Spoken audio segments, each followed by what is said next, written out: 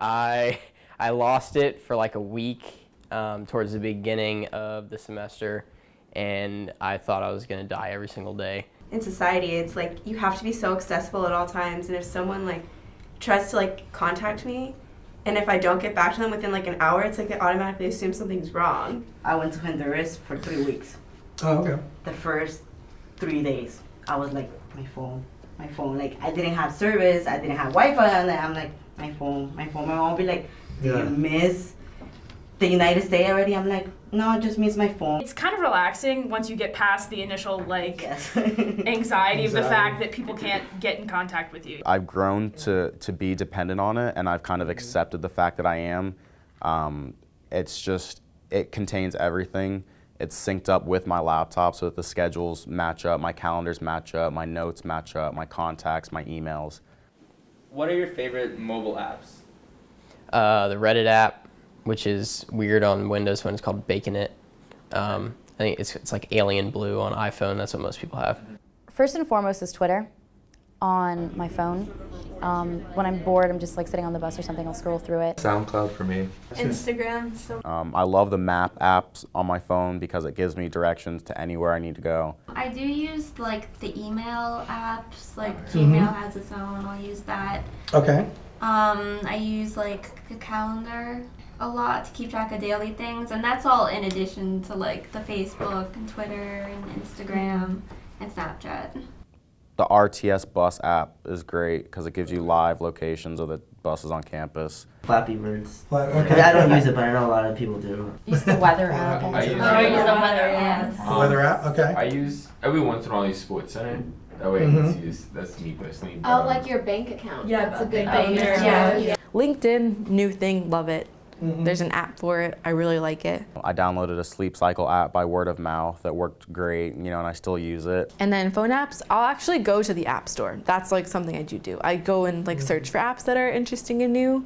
I just go on Twitter and I got to go on tech blogs, and like they would just talk about like what's new and what's like hot. A lot of times, it's my girlfriend. I don't know why. She just finds like the random apps and games and stuff.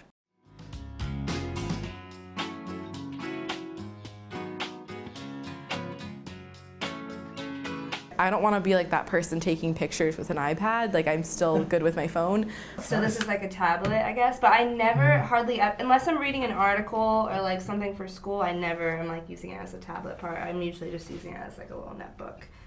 I bring my iPad to class because it's smaller than my laptop.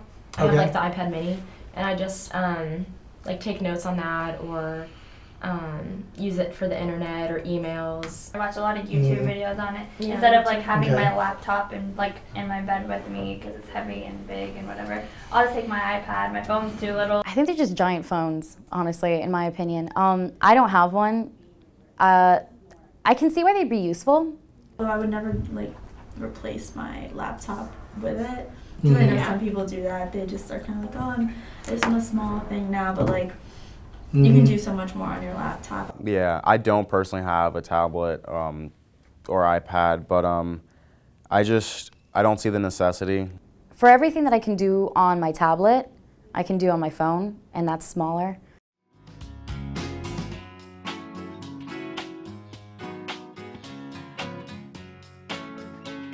Like via Twitter, let's say CNN posts something about like the missing Malaysia plane. People comment on that or like they tweet at it, and you see what other people are saying also, and there's comments on the actual like article that like is linked to it. So it's just, I feel like it gives you a more in-depth look at events as opposed to just watching it on TV. I always find out first through Twitter because people are like updating it so constantly. Previously, I had news apps on my phone. I had the NPR app downloaded, and I would read occasionally stories on there, but it just got to the point where I wasn't using it, so I deleted it. And Huffington Post, I'll log on to there pretty frequently. Sometimes I'll go like on CNN and stuff, but for the most part, everything comes from Facebook. Yeah. You just like, oh, pray for Boston, like you said. Like that's where I first heard about it. Facebook through the phone or whatever. It's like, because it's with you now, like then. But yes, I do get like CNN, New York Times, Fox News, like notifications sent to me as well. I remember I found out about the Colorado shooting, the Batman guy or whatever, via Twitter, and then I immediately turned on my TV and started watching it there because like they were covering it on like every single channel. If I think it's something worth reading or looking into, I'll like retweet it or I'll tag some of my friends who I think would be interested in things like that. But it would have to be something that I feel, you know, very strongly about. I guess if it was big enough, then I'd go and like share it on Facebook. Unless it's something that's like absolutely shocking that I feel like no one else has posted about, then I will. But that's very rare.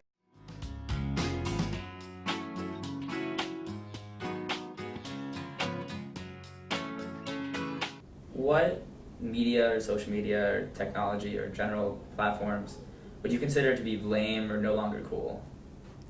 MySpace. Okay.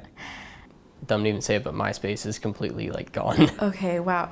MySpace? Is that a thing? MySpace. MySpace, okay. So far gone. And there's this thing called Spring Me. It was like the old form Spring, to ask like anonymous questions to people online. I feel like no one really uses that anymore. Oh, you know what's something that I've always thought was lame? Tinder.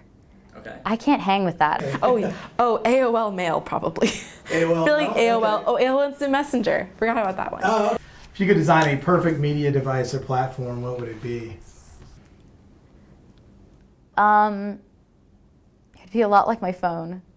I think they already have it. It's like, it's the combination of the laptop and a tablet. Something that doesn't get ruined by water.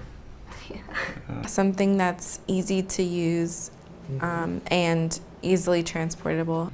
Just durability in general. Like they use glass and that can shatter. I've shattered so many phones. Yeah, so maybe if it has USB ports too, a lot of them, a lot of USB ports, always a lot of USB ports. And something with more space, obviously. Like storage has always been an issue for me because I take a lot of pictures. I guess it would have to be like small and portable, but I mean, just like crazy, weird futuristic stuff, but like have to be small, obviously, but then you'd have to be able to make it big.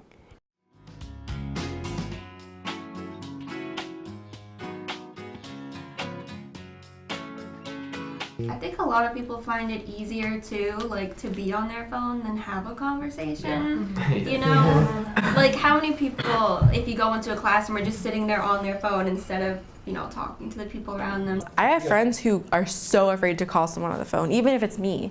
That's really, it's weird. I'm very sarcastic, and sometimes that doesn't come across in text. And then like people get offended, and I have to explain to them, I was just joking, like it was just sarcasm. Right. You know, if I was talking to them, you know, I could use a tone or voice or whatever to like get my message across differently.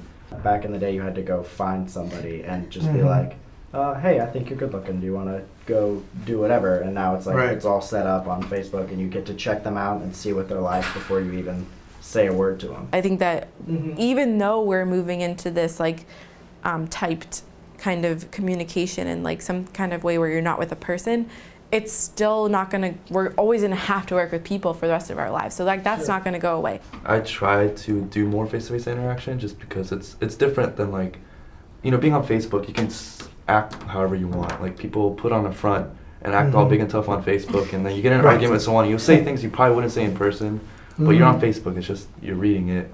And then when you get in front of that person, it's completely different.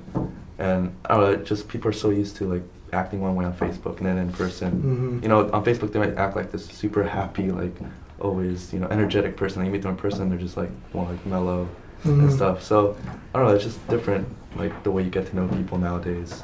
Like for me, I meet more people on Facebook, and then I end up running into them. I'm like, hey, I know you. Oh, you're my Facebook friend. And then that's how I really start like getting to know them on a more personal level. But I think it's just changing every day, like the way people interact.